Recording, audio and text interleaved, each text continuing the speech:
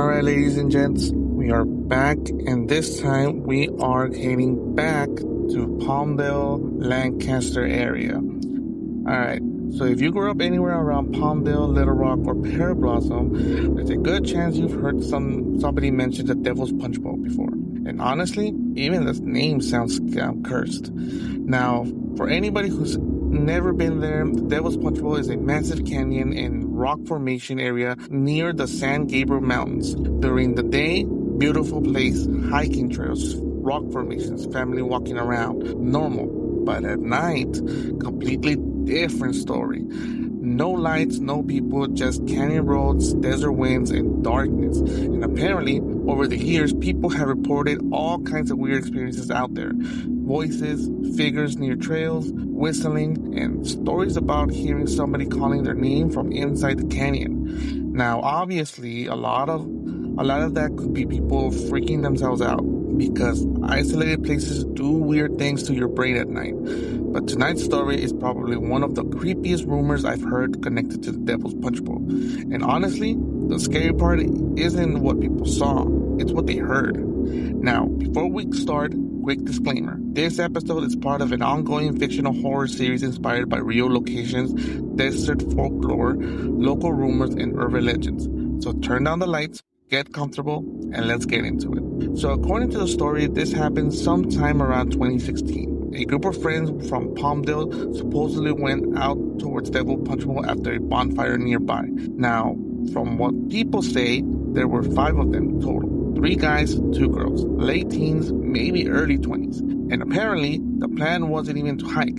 They just wanted to drive through the canyon roads for fun, heading home, which honestly sounded exactly like something people around here would do, especially late at night. Now, according to the story, everything started normal. Music playing, windows down, people joking around, talking trash, typical late night driving. But apparently, things started feeling weird once they got deeper into the canyon roads, because the further they drove, the quieter everything became. No cars, no houses, no lights, nothing. Just rocks, darkness, and wind. And according to one of the girls later on, the silence started feeling wrong. Not peaceful, not calm, heavy, like the canyon was listening. Now, personally, that already sounds like the beginning of a bad decision. But apparently, one of the guys suggested stopping near a trail entrance for a few minutes, just to walk around. And for some reason, everybody agreed. So according to the story, the group starts walking near one of the trail areas. No flashlights except phone lights. Pitch black out to the trail. And if you've ever been out there at night, you already know how dark it gets, like real dark. The kind of dark where your eyes start imagining shapes in the distance. Now, apparently the group stayed close together at first. Nobody wanted to wander too far from the road. But after a few minutes, one of the guys suddenly stopped walking because he thought he heard somebody tell him his name. Very faint, from deeper inside the canyon. Now, at first, he thought it was somebody from the group messing with him. But apparently, everybody else heard it too. A voice far away calling his name. Now, here's where it gets creepy. The voice sounded exactly like one of his friends, except the friend was standing right next to him. And according to the story, everybody immediately went quiet after that, because once the voice stopped, the canyon became completely silent again. No insects, no winds, nothing. Now, personally, that's where I am leaving immediately. I'm not investigating mystery voices in the canyon. I'm not even getting near any dark location. But according to the story, they stayed, because one of the guys kept insisting somebody else had to be out there. Now, this is where things started getting bad. A few minutes after hearing the voices, they started hearing whistling, slow, low, echoing through the canyons. And apparently it didn't sound random. It sounded intentional, like somebody trying to get their attention. The creepy thing about the canyons is how sound moves. You can hear something far away and swear it's right behind you, or hear something close that sounds miles away. And according to the story, the whistling kept changing directions.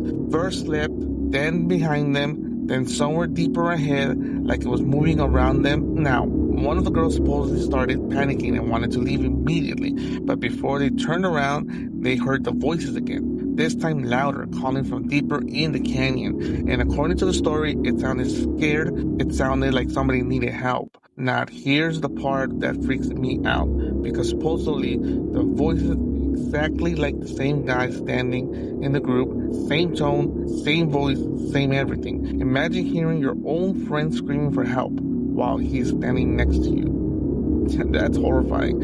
And apparently, that's when one of the guys made the worst decision possible. He yelled back. Now, according to the story, the second he yelled into the canyon, everything stopped. Complete silence. Imagine that. You yell out into the canyon, responding back to the voice that's screaming, and then silence. Just repeating his exact words back to him, the same voice, same tone, same timing, yelled back. Now, according to the story, that's when the group started freaking out. Everybody talking over each other. Somebody says, "Let's leave." Another person says, "Stop messing around." And then one of the girls notices something up on the rocks nearby. A figure standing completely still over the trail. Now, apparently, nobody could make out details. Just a silhouette against the darkness. But according to the story, it did not look normal, and the figure was not moving. It was just standing, looking back at them as if it was hunting them down. And according to the story, that's when one of the guys suddenly realized somebody was missing. One of their friends completely gone. Now, this is where the story gets creepy to terrifying, because according to the group, their friend couldn't have gone far. They had all been standing closer together, but suddenly he was just gone. No footsteps, no yelling, nothing. Now, apparently, they started shouting his name immediately. No response. Then after moving maybe around 30 minutes or so, they heard him yelling from somewhere deeper into the canyons. And according to the story, he sounded terrified, like genuinely terrified. Now, this next part always stuck with me, because supposedly his voice kept sounding farther and farther away, even though they weren't hearing footsteps.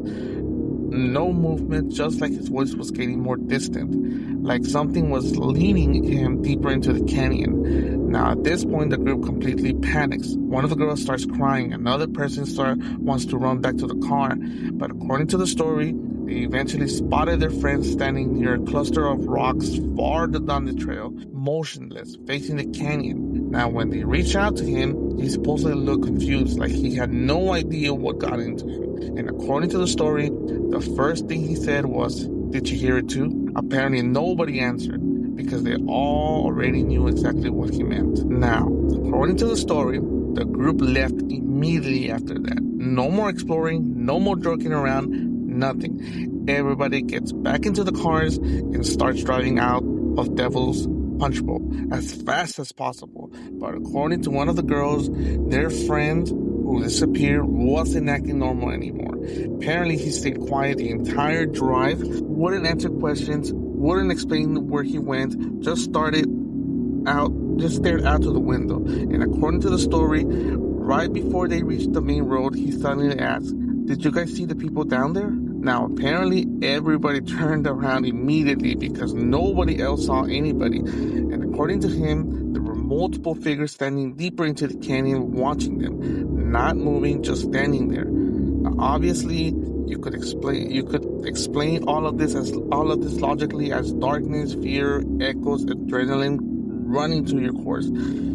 Your brain does weird things when you're scared, but still, there's something deeply unsettling about stories where the environment itself feels alive. And the Devil's Punchbowl has had stories like this for years. Voices, whistling, people hearing things that can't be explained. And honestly, maybe certain places shouldn't be explored at night. Maybe stay away from the Devil's Punchbowl from now on, unless you really are a scared seeker and you just might want to explore that. Sometimes isolated places should be left isolated.